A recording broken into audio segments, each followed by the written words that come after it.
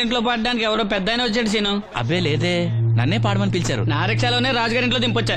ఏవో 4 డబ్బులు వస్తాయి అనుకున్నా, గండి పడిందనమాట. ఏం చేస్తాం? ఏంటి సీను ఇంకా ఎక్కడ ఉన్నావు? పెళ్లి టైం అవుతుంది పదా. పెళ్ళిలో పాడడానికి ఎవరో సంగీత విద్వాంసులు వచ్చారంట కదా.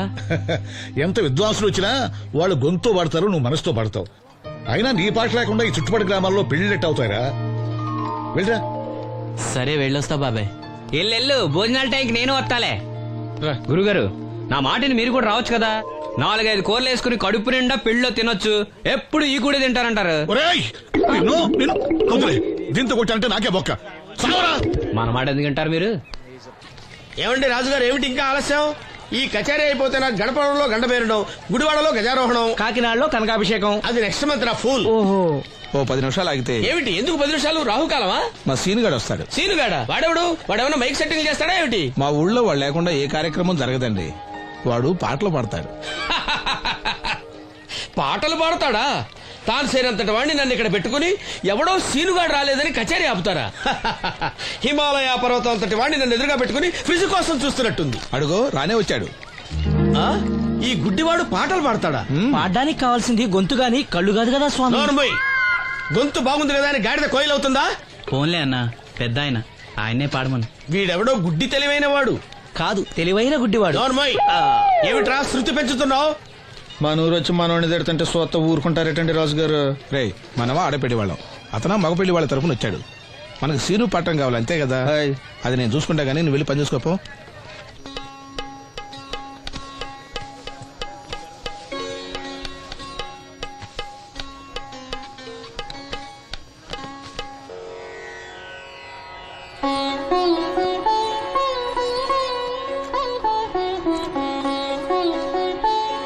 బాబు, శాస్త్రం నుంచి సంగీతం పుట్టిందనుకున్నాను గాని సంగీతం ప్రకృతి నుంచి పుట్టిందన్న విషయం నీ నుంచే తెలుసుకున్నాను బాబు.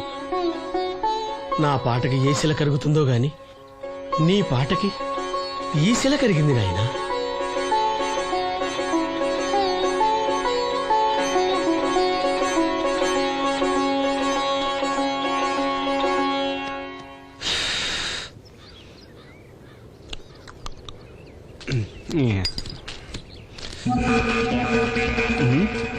ఎరా పెళ్ళి పాట పాడుతున్నావా?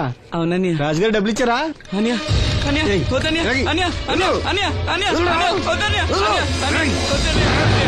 ఈ ఏటకు చాలు.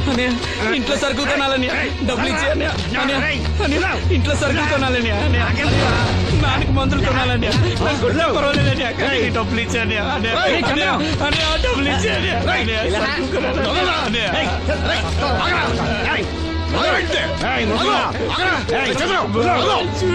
వాడు కష్టపడి సంపాదించిన డబ్బులు ఆకుంటారు. సిగ్గులేదురా? దున్నపోతున్నా ఉన్నావు. కుటుంబాన్ని పోషించాల్సిన పోయి కళ్ళు లేని వాడు శుభ్రం ఆకుంటావురా? ఈ నీతి కబుర్లన్నీ గుళ్ళో చెప్పు, లేదా అడ్డ మీద రాసి నీ హోటల్లో పెట్టుకో. అంతేగాని అడ్డం వచ్చి అడ్డంగా నరికేస్తా. నరికెందుకు డబ్బిచ్చుకో. ఊరుకోరా, ఊరుకో. వాడు ఎదవరా? ఎదవ తెలుసు కదా. అమ్మా, అన్నయ్య వచ్చాడు. అన్నయ్య జాగ్రత్త. అన్నయ్య జాకెట్ తెచ్చావా? పర్వాలేదులే, తెస్తావని అనుకున్నాను. తెచ్చావా? మా మంచి అన్నయ్య. అమ్మా చూసావా ఎంత బాగుందో? దీన్ని ఇప్పుడే కుట్టడానికి ఇచ్చేస్తాను. రేపు ఉదయం వెళ్ళొచ్చు కదమ్మా. ఇప్పుడే. అది తోడుకునేదాకా నిద్రపోదరా. సామాన్లు తెచ్చావా అయ్యా? ఇదిగో అమ్మా. డబ్బులు సరిపోలేదు, నాన్నగారికి తైలం మాత్రమే తీసుకొచ్చాను. ఈ డబ్బేంటి? కింద పడ్డానమ్మా. చూసుకుని నడవచ్చు కదరా. నేనా? ఒళ్ళంతా నొప్పులుగా ఉన్నాయి, కాసంత వేడి నీళ్ళు పెట్టమ్మా. అలాగే.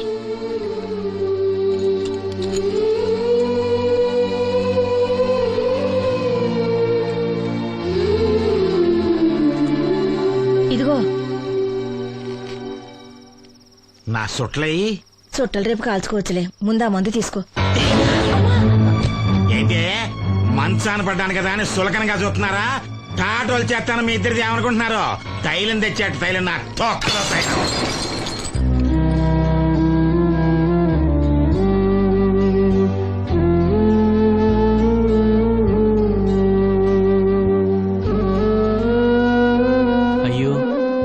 కొట్టేశారా? అవునురా, పగలగొట్టాను. అయితే ఏంటి, కొడతావా? కొట్టు, కొట్టరా.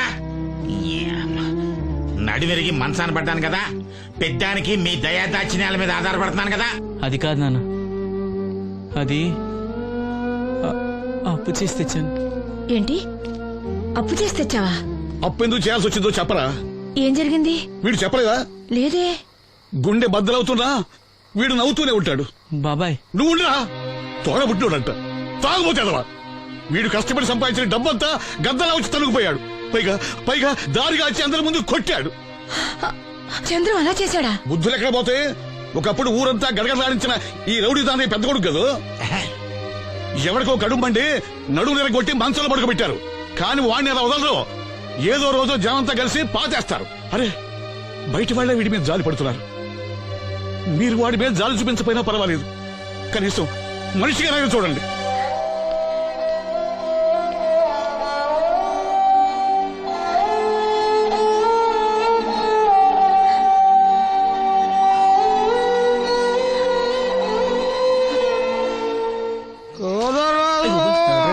ఎక్కువైంది రైడ్కి బాగా ఎక్కేసింది. ఆట నేను కొట్టాను కదరా. కొట్టేవలేరా బాబు, కాకపోతే ఇంకోటి కొట్టి లోపు కొట్టాలి. పేకలో ముందు కొట్టినోడిగా డబ్బులు ఇస్తారు. ఊరికే తెగ ఫీల్ అయిపోతున్నావు.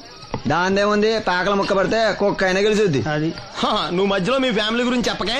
వెళ్ళి సొక్క శాప మొక్క అట్రా. ఉల్లిపాయలు నిమ్మచెక్కలు వద్దే. మంచి పని అవి కూడా పంపించు. పంపిస్తాంరా. ఊరుకుంటే బిల్లు కట్టడం కూడా మర్చిపోతావు నువ్వు. అది ఎక్కడ మర్చిపోతాను బాబాయ్, అది మర్చిపోతావు కదా డైలీ తాగుతున్నాను. 3 ఏళ్ళ నుంచి తాగుతున్నావు, ఒక్కసారన్నా బిల్లు కట్టావా? సిగ్గుందా నీకు? సిగ్గుంటే డైలీ నీ ఫేస్ ఎందుకు చూస్తాం? వద్దు, సీరియస్ అవ్వద్దు. మా అత్తో డబ్బులు ఇవ్వగానే ఇచ్చేస్తానని చెప్పాను కదా బాబాయ్. మరి నాకేం ఇస్తావు? నాకు ఫీల్ అవ్వక అదే ఇస్తానులే. సాలే ఆపు. పెళ్లికి ముందు నుంచి చెబుతున్నావు కట్నం లాగానే ఇస్తాను, కట్నం లాగానే ఇస్తానని. ఇంకా నేను నమ్ముకుంటే ఇదిగో ఇదే పాక ముందు శనక్కాయలు కొట్టుకోవాలి. ఇంకా చూడు, మర్యాదగా బిల్లు కట్టు, లేదా చేప ముక్క, కళ్ళు చుక్క, నిమ్మ చెక్క కాదు కదా, కనీసం ఉల్లి తొక్క కూడా ఇయ్యను. మళ్ళీ ఇవాళ నుంచి వీడికి మనకి సెల్లు. నీకు నాకు జోకులేంటి? అప్పటికేటప్పుడు కాళ్ళు పట్టుకుంటారు, తిరిగి అడిగితే కాళ్ళు పట్టేసుకుంటారు. అదే నీ ఫీలింగ్. ఫోన్లే కాళ్ళు పట్టుకుని అడుగుతానులే. కళ్ళు పంపించా. అంతా నిన్ననే లాభం రా. మా అత్తగారిని మాంగారిని అనాలి. నా నోటికాడ కళ్ళు లాగేస్తారు వాళ్ళు. చెప్తాను.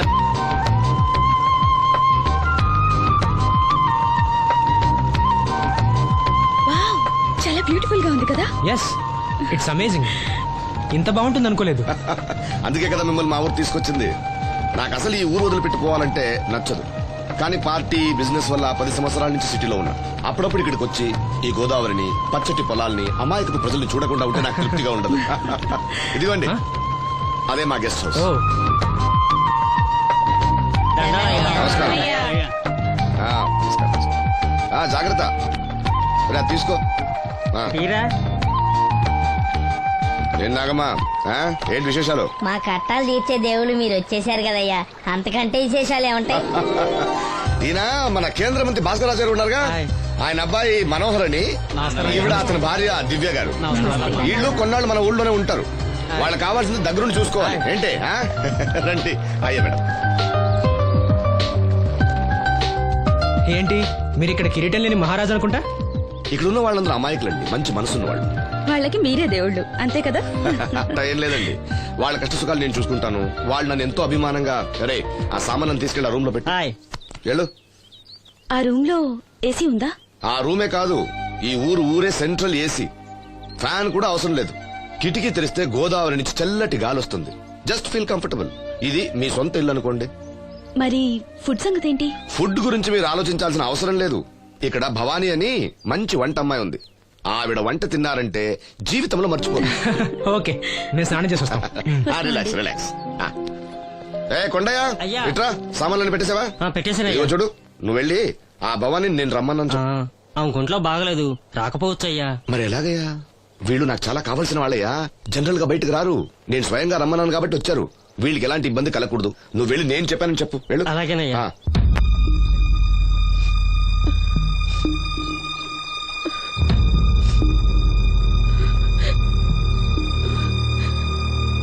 అమ్మ నాలో ఇంకా పసితనం పోలేదే. అప్పుడే నాకు పెళ్లి ఏంటి అన్నాను. పెళ్లి చేసుకుంటే పసితనం పోద్దురా అంది. పసితనం పోద్దు కదా అని చేసుకున్నాను. మీరు పెళ్లికి స్కూటర్ కొనిస్తా అన్నారని ఇంట్లో పెట్రోల్ గ్రీజు కొనుక్కుని పెట్టుకున్నాను. పెళ్లికి కొనిస్తా అన్నయ్యం కొనివ్వలేదు. ఓకే, కనీసం పెళ్లికి ముందు పెళ్లి చూపులప్పుడు కట్నం ఇస్తా అన్నారు కదా, అది కూడా ఇవ్వలేదు. మీరు ఎలాగా నాకేమెవరని అర్థమైపోయింది. అందుకే నేనే మీకు ఒకటి ఇచ్చేద్దాం అనుకుంటున్నాను. మీ అమ్మాయిని ఉంచుకోండి.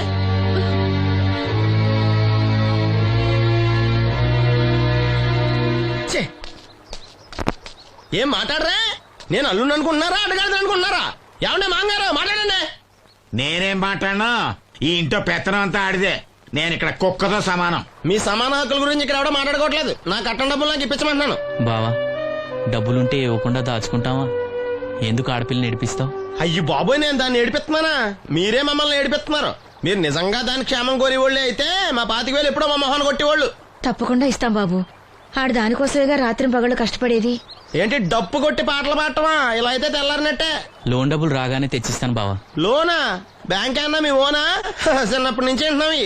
ఇక్కడ ఎవరు ఊరికే కూర్చోలా, మా ప్రయత్నాలు మేము చేస్తున్నాం. మీరు ప్రయత్నం చేస్తే ఎవడిస్తాడు? ఎవడన్నా రికమెండేషన్ చేస్తే ఇస్తాడు. ఇదంతా నాకు అనవసరం అండి. నేను మీ అమ్మాయిని వదిలేస్తున్నాను. అలాగ బాబు, ఆడపిల్ల పుట్టింట్లో ఉంటే నలుగురు 4 రకాలుగా అనుకుంటారు. మీ గురించి నలుగురే అనుకుంటున్నారు, నా గురించి బయట 40 మంది అనుకుంటున్నారు. అక్కడ కిళ్ళి కొట్టాడు, సారా కొట్టాడు, పతి పని మళ్ళీ ఎదవా, ఈడు కట్నం కూడా తెచ్చుకోలేని సవట అనుకుంటున్నారు. మీ అమ్మాయిని మీరే ఉంచుకోండి.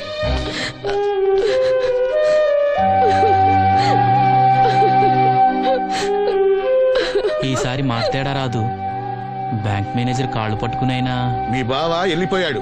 నువ్వు ఎవరు కాళ్ళు పట్టుకోనెక్కలేసిను. అప్పలనాయుడు గారు వచ్చారు. ఆయన ఒక్క మాట అడిగితే చాలు, ఆ డబ్బులు మొత్తం తొందరగా వచ్చి ఏర్పాటు చేస్తారు. ఆయన చెప్తే 25,000 లోన్ ఇస్తారా?